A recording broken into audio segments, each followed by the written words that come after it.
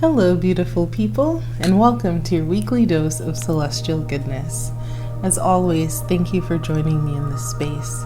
I really appreciate everyone who's been watching, subscribing, liking, and sharing my videos with your friends. I really appreciate it, so thank you.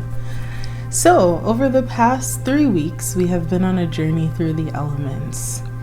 We have looked closely at the lessons that we can learn from water, earth, air, and this week we're jumping right into fire.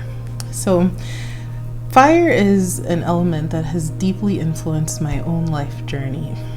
From my birth chart to major life events, it's been a constant factor in my life, and so I'm pretty excited to talk to you guys about it this week.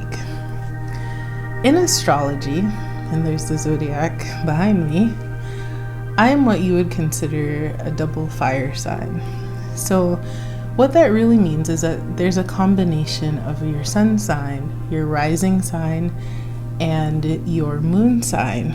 Of the 3 of those, 2 of mine are in fire signs. My sun is in Sagittarius and my rising sign is in Leo.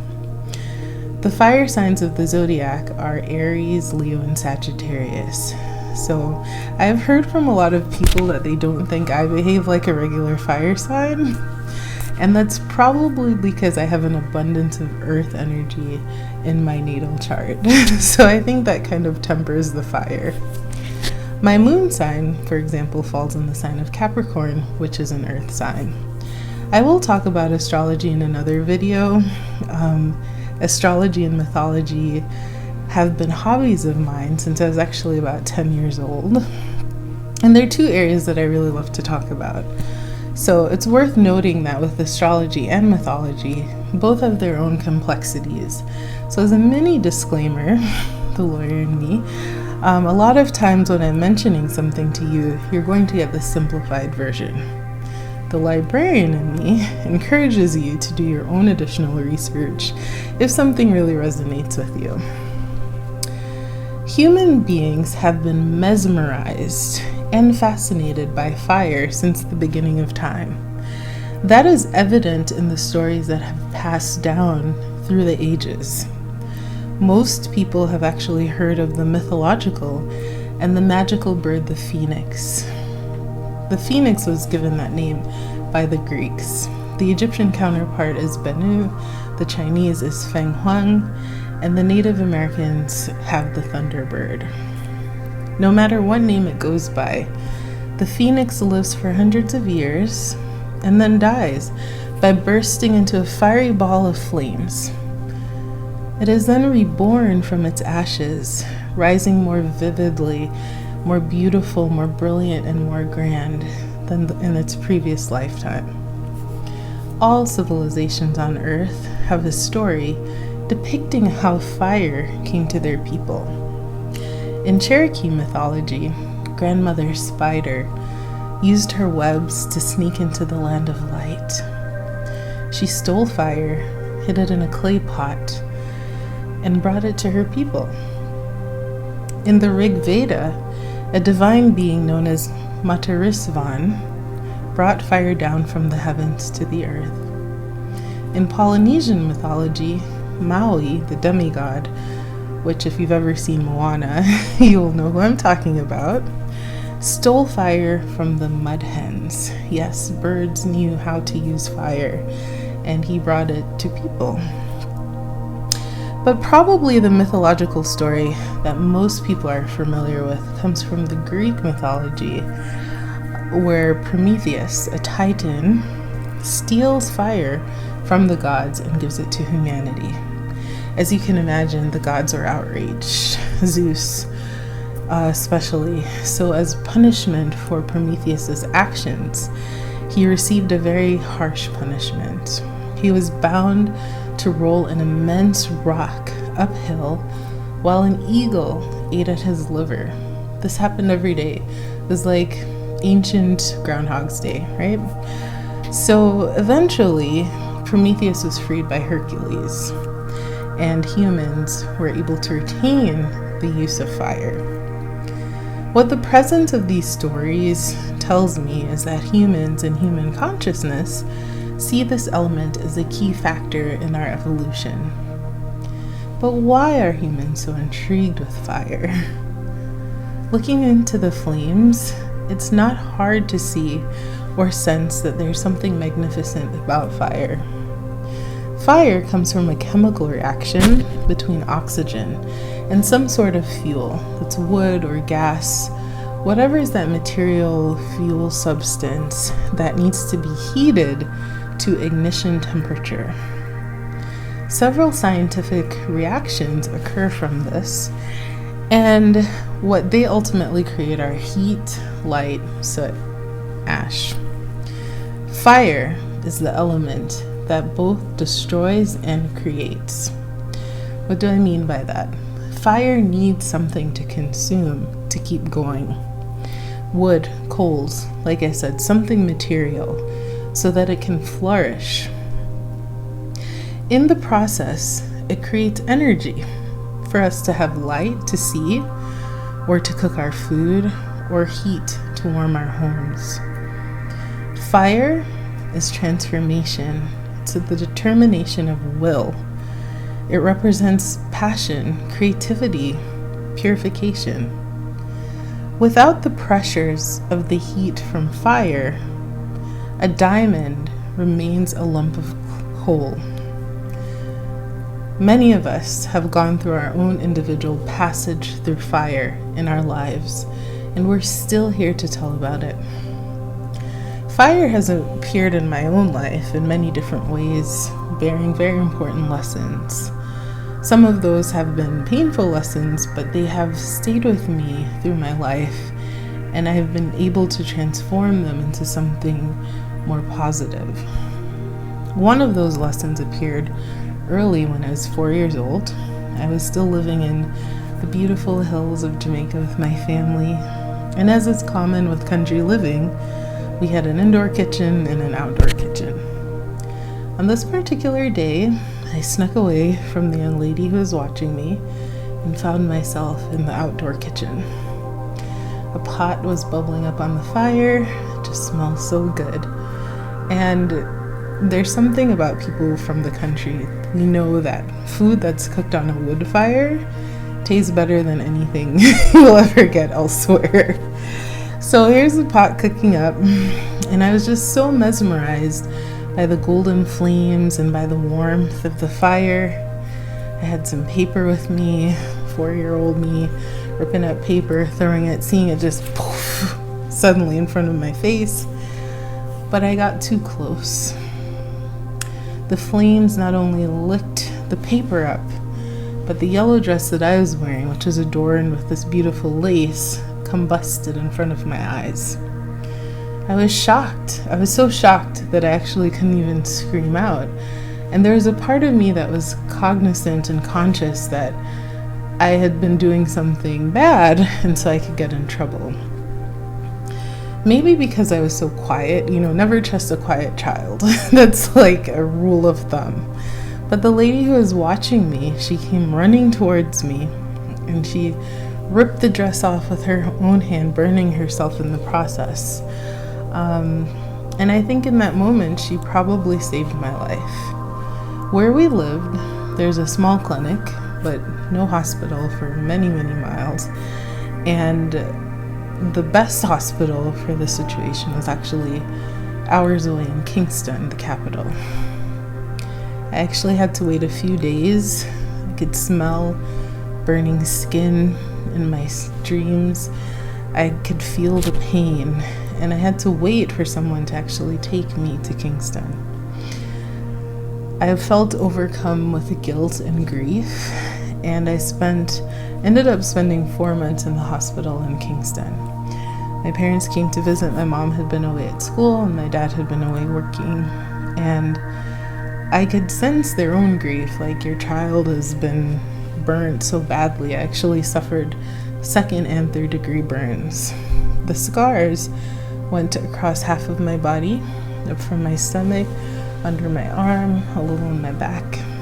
And for years, I was so ashamed of these scars that I would always wear something to cover me up. I didn't want anybody to see me, to see the scars.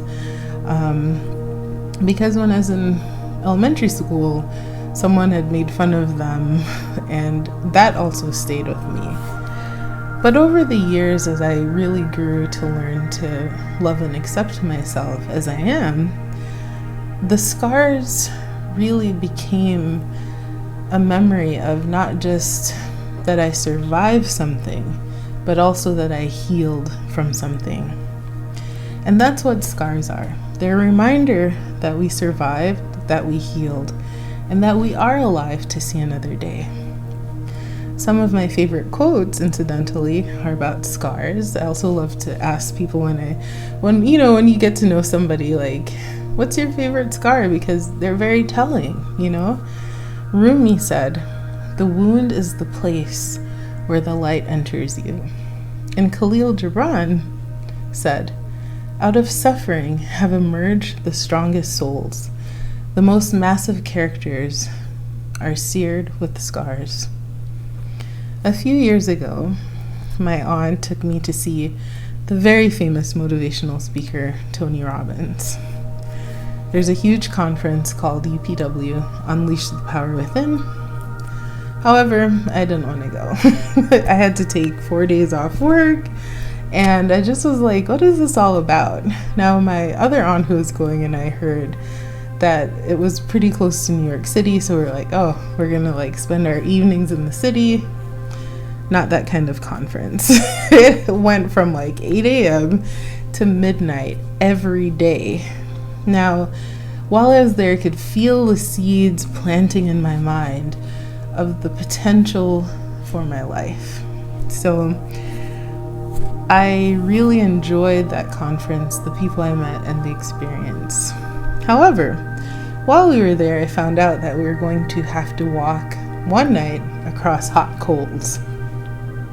You can imagine, having gone through such a traumatic experience with fire as a child, that this just shook my body into anxiety. It's like, no way. But we trained for it. We prepped our mind, and there was a mantra that we learned how to say, so that we would say that while we were crossing the coals. And I just remember getting up to the starting point. You could feel the heat rising up, but we had prepared for this. And so I walked across the coals, repeating the mantra, trusting my body, trusting my mind, and I made it across. And when I did, I just cracked open. I cried because I felt a weight lift off my shoulders. Maybe for someone who hadn't suffered burns, this was one thing, but for me, it was overcoming years of fear with regards to fire. I learned on that day how immensely powerful our minds are. And I felt that if I could walk across those hot coals, there was nothing that I couldn't do. Another place that we frequently hear about fire is with forest fires.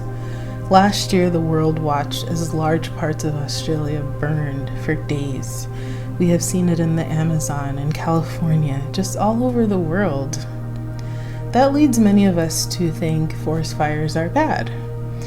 But in fact, they're a natural and necessary part of nature's process when they are controlled, and many are actually controlled. Many healthy forests have parts of them that are dying and that need to be revived. When fire turns the dead parts of the forest to ash, those nutrients, those minerals, they nourish the soil, and they make way for new plants to come into the forest. The fire also clears a way for sunlight to reach the lower levels of the forest that have not seen sunlight because the canopy is just so vast. This returns a more lush and vibrant forest. And new species also come to the new plants, or they come to this lush area that has been reborn after the fire. And so we get a diversity of species in plants and animals. Andrea Gibson said, remind me that the most fertile lands were built by the fires of volcanoes. Anywhere you want to go for vacation that's an island, Hawaii for example, chances are it came from a volcano.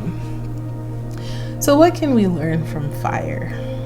Just as fire consumes what is fed, we too must be careful about what we feed the fire of our soul. We must feed ourselves with things that nourish our body, our spirit, and we must not feed the fire of the things that would consume us completely. Some people are consumed by jealousy, and it really takes away their energy, but they keep feeding that, and we really should be looking towards things that help us to evolve in our own personal way. Next, purification is a necessary part of life. Like the forest cleanses away things that which do not help it to thrive and to survive, sometimes we also have to purify our life. When we play with fire, we might not be the only one to get burned. Sometimes we should think carefully about our own actions in life because it might not impact just us alone, but the entire ecosystem around us. That being said, sometimes you must walk through the fire, courageously, boldly, and without fear. This is your process for becoming polished like the diamond that you are. This is where your personal testimony resides. It resides in what you are able to overcome. Let your scars remind you that you have already survived and healed. You can do that again. Also, like the great phoenix, you can rise up after everything goes up in flames. There's a great tendency placed in society to think that there's no future after something bad happens. But that's not true. You can rise again, and you should. Life is a constant cycle of birth, death, rebirth. Life, death, rebirth. And sometimes something is ending for us, but that ending is making way for a new beginning. No matter what phase of the cycle you're in, you will begin again. And finally, you have the will, the determination, and the personal power to take action and to achieve your dreams. Last week when we talked about air, we talked about vision and manifesting that in your mind, seeing it all in your mind. With fire, this is the place of action. What steps are you going to take to manifest your vision, to manifest your dreams? Fire is a powerful tool for teaching us important life lessons. You are a courageous soul. You have a love light that shines brighter than any eternal flame. You are stronger than anything that has ever happened to you. And like the phoenix, you'll always rise again from your ashes. As you move forward into the next week, think about where you can take action. Do not be afraid to fail, because if you do, you can rise up again. I have faith in you, and I believe in you. Have a wonderful week, and please don't forget to like and subscribe. Thank you.